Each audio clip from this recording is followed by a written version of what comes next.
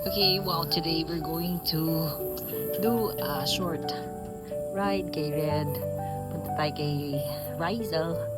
I'm going to give her yung key ni Junette. Ayan. Meron akong dalawang key dito eh. Key ng bahay. Pero hindi sa akin. Key ni Junette at saka ni Rizal. Congratulations sa inyong mga house owners. We are in the same village. Ayan.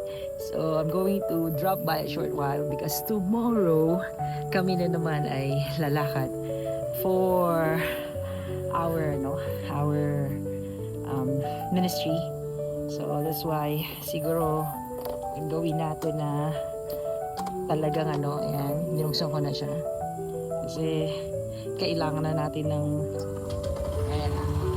Okay, so lalakad po muna tayo. Pasensya na kayo, wala pa akong holder. So that's why I will go there to Rizal. Okay, distress muna tayo. Magdi-distress muna ako.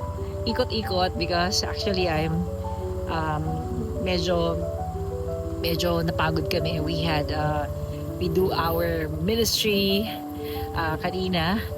In the morning, I have my digital business meeting with my global business partners, and then now doing the ministry afterwards. And then tonight, actually, this is one thing that I like to do the ride. And kagabi din ako nakapag-ride. Napagod ako.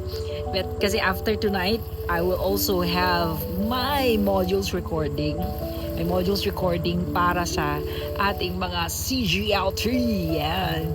So now I'm doing modules and video recordings and also for sa mga relaunching sa LVJ. So watch out for that. Again, see you later. Ride muna kami ni Red. Bye-bye.